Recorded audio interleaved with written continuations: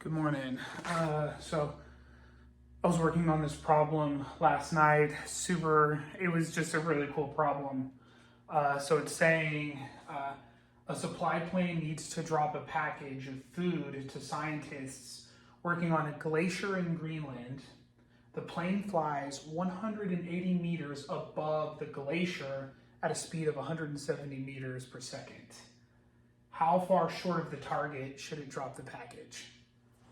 Super cool. Just in a real world situation, think how cool that would be. Like if you were having to deliver supplies to a group of scientists in Greenland, you know what I mean, and you had to like give them a drop location. How cool is that?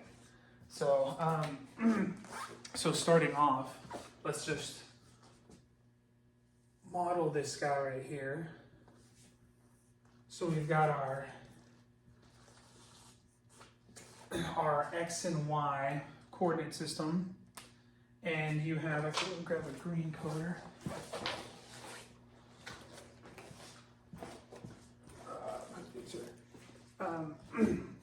You have the airplane at 180 meters up here, and you have this, and it is traveling with this constant velocity, 170 meters per second. Okay, and then you've got some glacier that's out here somewhere. I don't know, we'll just kind of do like, I can't draw. We got a glacier out here, and we have to drop the package and see where that guy lands. So, a great way to start this off is to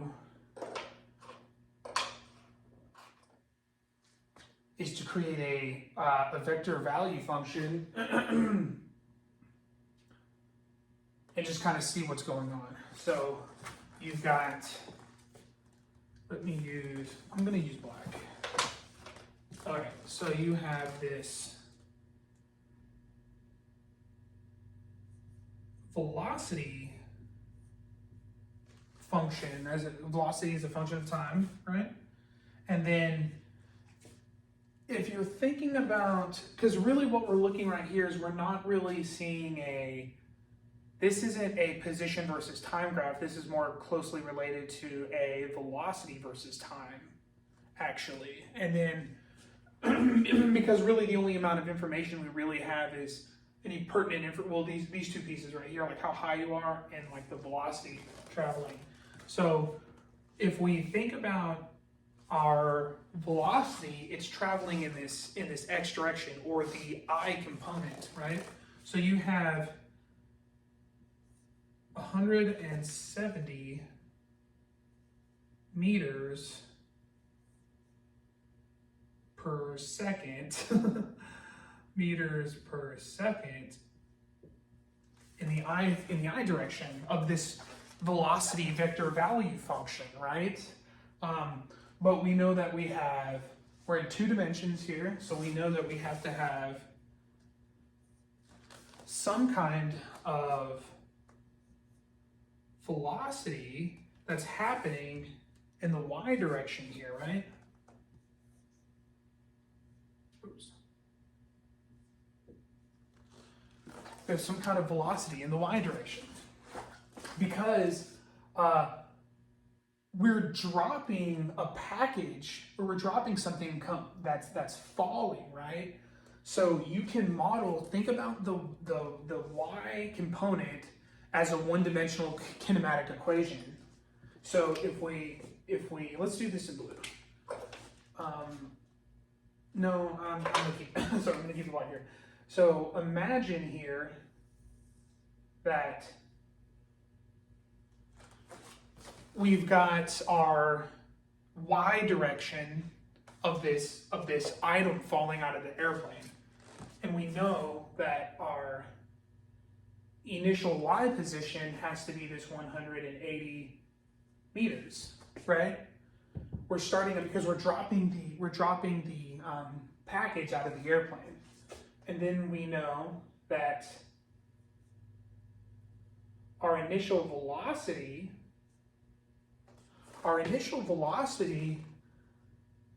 dropping out of the plane is you're kind of sitting there going like, okay, what do we know that? Is that a known? And it turns out that it is, because you want to think, because we're thinking in components.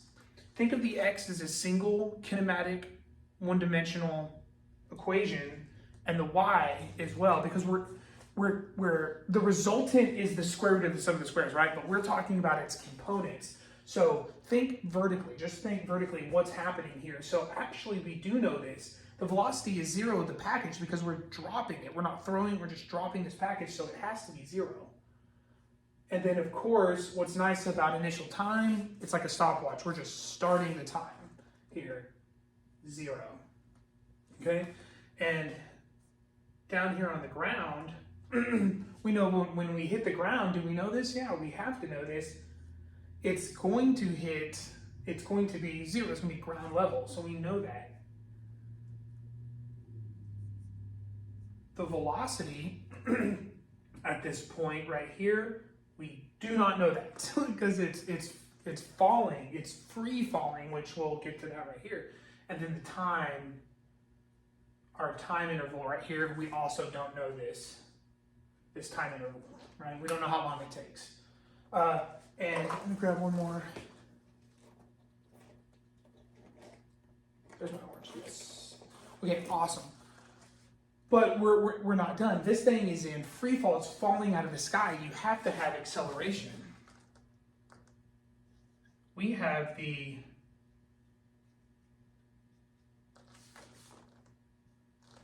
free fall acceleration that's happening in between this, right? Okay, awesome. So now that we have this set up, we can think, this is actually like a chapter 1 problem, a single kinematic equation where we're imagining a kinematic equation with constant acceleration, the free fall acceleration. So now let's get some values. And also when you're sitting here and you're thinking like, what is the most important variable to solve for, right? Well, the hint is if you direct your eyes back over to this vector value function, you can see that it is dependent on time. This time is going to be crucial to plug in to actually our position, because we're trying to find position. So we're going to end up integrating this in a minute. But let's work first. First things first. Let's find out.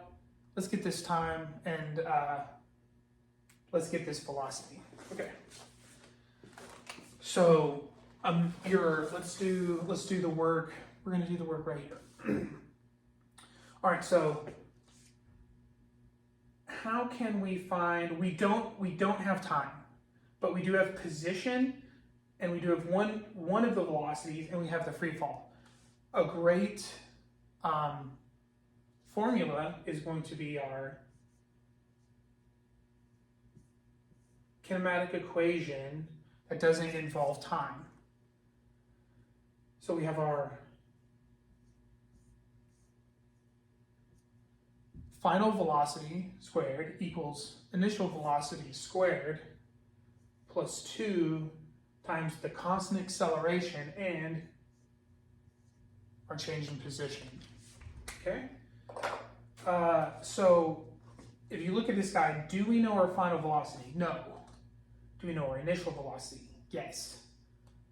Do we have constant acceleration? We do. We know what that is. And then do we have a change in position? Absolutely.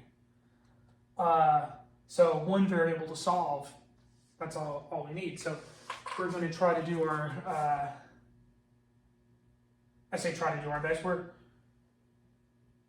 Okay, actually, yeah. Let's take it a step farther with the algebra. So this equation is essentially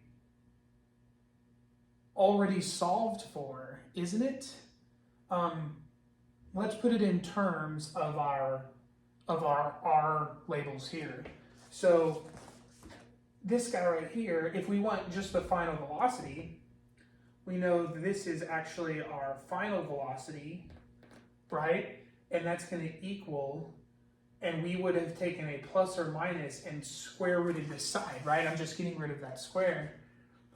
And then our initial velocity right here, we know is 0. We're going to get rid of that guy. We've got 2. Here, let me make a little space.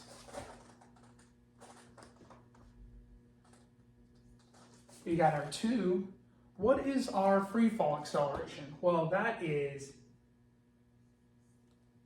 negative g. Remember, g is the magnitude of that vector, and it's going in that negative direction, so we have to have the negative in there. So we have, and you're already seeing maybe there's a problem here because we have this square root, negative sign. We don't want any imaginary numbers. But rest assured that you'll find your change in position. Here's the secret. Whenever this worries you, think about this. It is your final position minus your initial position. So that's actually a negative 180, and it cancels that out, right? So, but what we're going to do is we're going to put in a negative y0 right here, because y1 is just 0. So 0 minus 180. And so this gives us our algebra. Our algebra. So we know these two guys are going to cancel right here. I'm going to keep them in there just to keep, because just for the sake of direction, right? Kind of idea.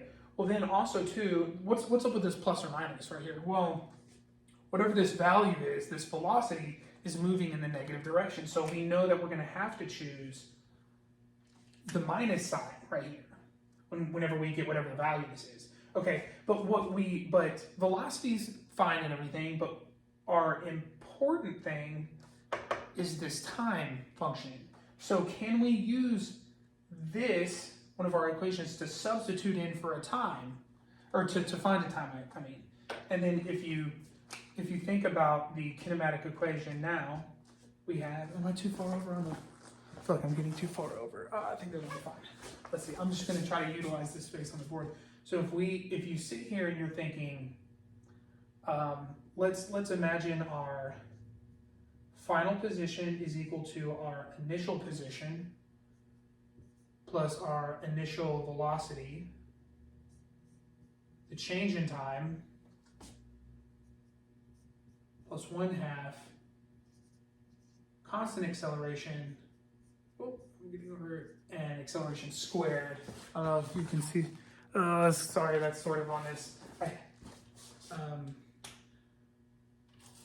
I may get rid of this anyway. That's great.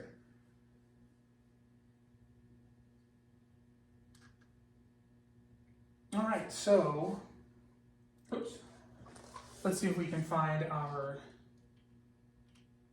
time value here. And I want to say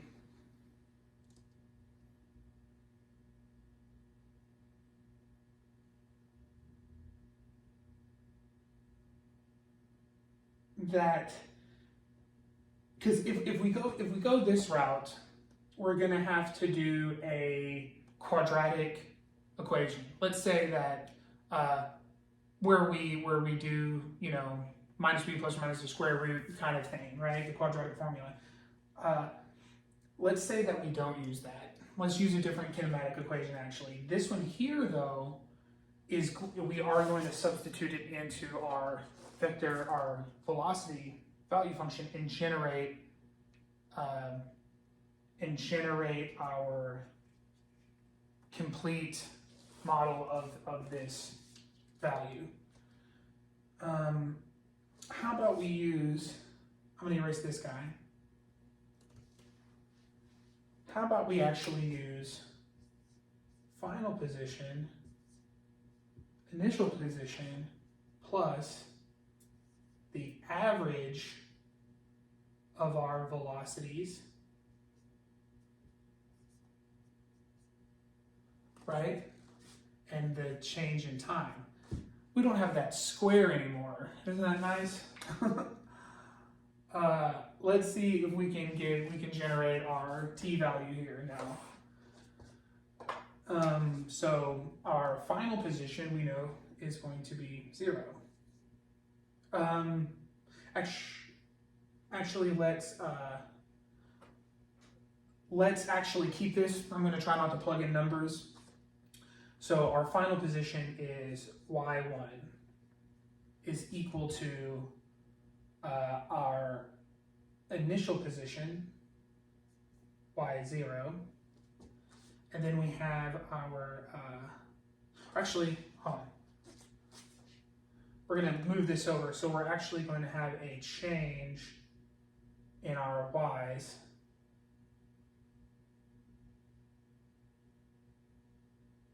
which will end up just being a minus y1.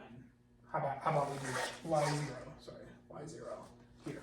Because we've just moved this over, final position is 0. So we move this guy across, and then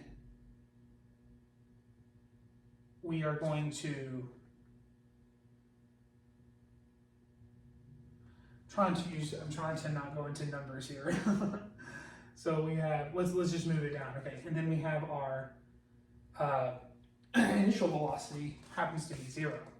But then we have this function here, right? We have our y1. We know that it is a negative square root of 2g minus y0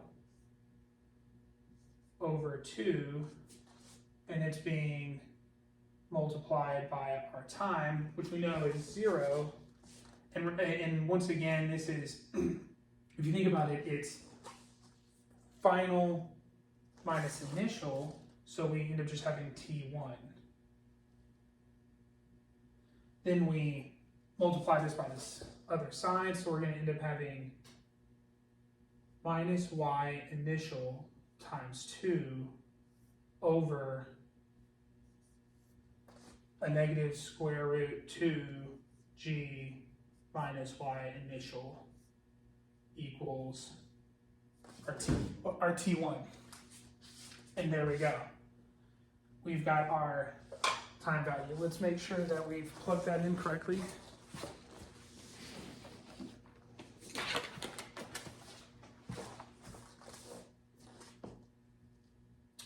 So we have, okay, and then, all right, so here we go. These negatives are going to cancel, so I'm not going to worry about that. We have 180 times 2 over the square root of, oh, and I forgot to put in my, this negative 2, which we know that they cancel, so we have 2 onto 9.8, and then 180. And beautifully, we get the correct time value. You should be getting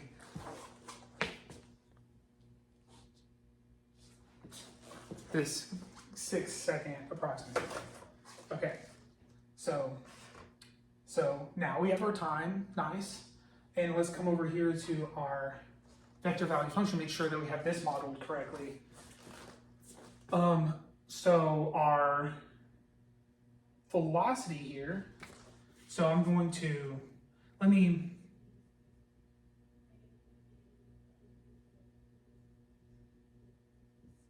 put my time in here. Okay. I'm keeping this without the algebra for a moment because it's constant. So I'm going to treat it like a constant, okay? I'm not bringing this guy down yet, but then here what is our function here? Well, it was that earlier kinematic equation with position where it had the squared components in it. We knew that it had the initial position, 180 meters, right? And then we had plus the initial velocity, 0, and the time, we don't need that. Then we have plus 1/2 the constant acceleration and our time squared. We do have those. So we know it's not plus, but it's 1/2 g, and then we have our change in time squared. which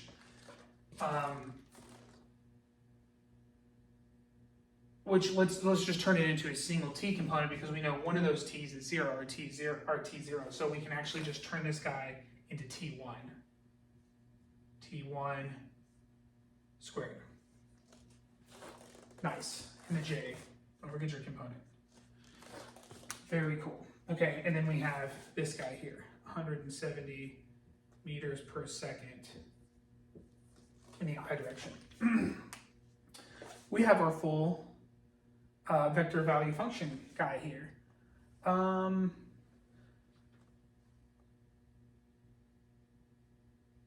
what's neat about this is we're looking for position, right? We're looking for position. So we need to integrate this to the position vector.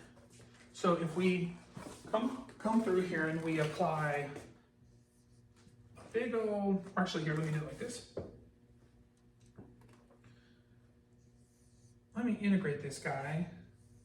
Let me integrate this whole thing with respect to time, right? Because it's a time function. And then I guess dt goes here as well. All right, so whenever you integrate velocity, you know that you're going to be capturing, here, I'm going to do this, you know that you're, oh yeah, and then also a good form to find our t, we'll just box that in, it's an important equation because we found what our time variable is. So if we integrate this guy here, we're going to get our position vector, right, from time. And then when we integrate this guy, it's actually going to be just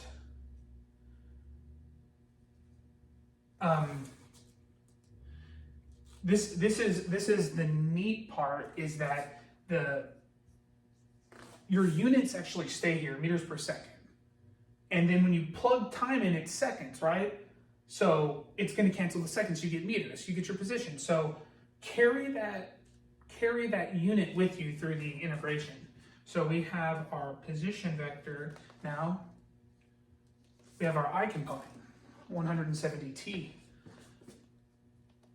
Now here, just good old integration. So we have 180 t, and then we'll have meters here.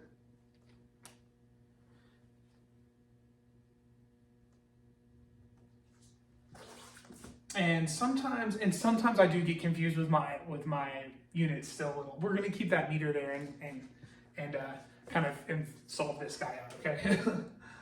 All right, and so then when we get this guy, we're adding 1 to the exponent and divided by the exponent, right? So then that's gonna end up giving us a g t to the third in the j. Let me make sure I did that right? So add 1 to the exponent, divide by the exponent. Add 1 to the exponent, it'd be 3, divide by the new exponent. So I think I did that wrong, right? So what you would want is, it doesn't cancel that guy out, but rather you end up getting a 1, 6, g, t to the third. And I'm gonna keep, I'm getting a little sloppy with my notation because I'm still learning with just the algebra. So let's see if we have achieved the correct value now. So I'm stowing my time in my calculator, and I'm basically just gonna plug it into this position vector. So and if you think about it, our component j, this, if we've done it correctly, this should actually be 0, right? Because remember that our position vector points to the object in space. So if that object has hit the ground, right, that position vector should only be going in the x direction, hitting the ground, right? So let's just see if we have 180 in our time value minus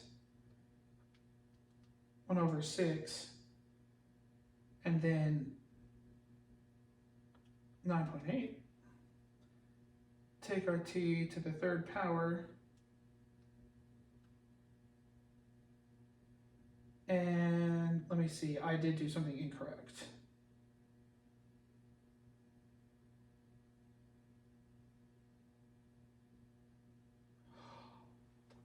Yes, I wrote this down wrong. I wrote this guy down incorrectly.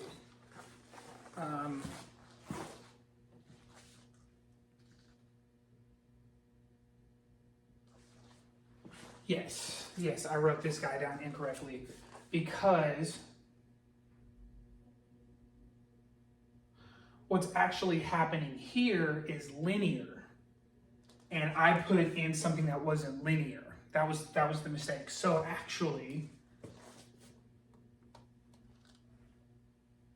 this right here is incorrect. This guy right here is actually our position. And why is it the position? How do we catch a mistake like that? Well, the mistake is just look at the format of the kinematic equation. If you look, I'm just going to kind of jot it down just briefly, just like right here. I'm going to erase it. So think about this. Our final position, initial position plus velocity, initial velocity time 1/2 constant acceleration time squared. What does this equal? Position. This is our position function. It's already here. This is what the position function is. It equals position. It makes sense, right? The one I would plug in into my vector value function would be one that equals velocity, right? That makes sense, doesn't it? So here, we're not even, what's nice is we don't even have to worry about necessarily integrating this one because that kinematic equation is the position. So we can fill that guy in right here. So our initial position is 180 meters. And there we go. That was our time. Remember when it was like meters times seconds? That didn't make any sense. That's a catch. That's why you include those meters. So, and then we have our minus 1/2, our G, and then we have our time, which ends up being just that first one squared. Nice. Okay. This guy right here, if we are correct, now this guy should equal 0. So let's fix this guy.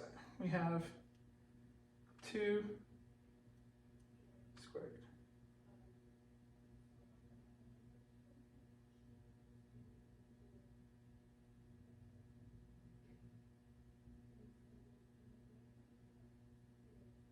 I did something wrong again. I'm gonna have to re-record this video.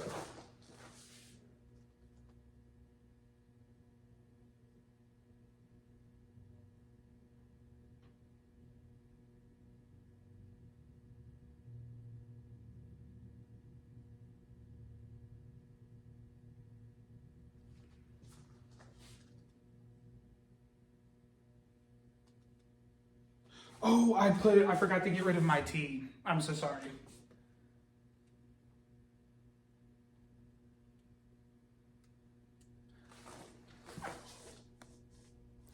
So this is a little disjunct, sorry. I know it's a long video. I'm also working through it. That was our mistake. Yes, we did do this correctly. I just carried in I put a variable here, which I erased it here, but I didn't erase it in my calculator. So perfect. So now we just plug into our x component and we get our distance. There we go. So 170 and our time, nice. Our position, and I'm going to put capital T because that's what we inserted in as our time. I should probably put a capital T over there. We end up getting 1,030.36 meters. Very nice, right? And then if we're going to significant figures, we get 1,000 meters.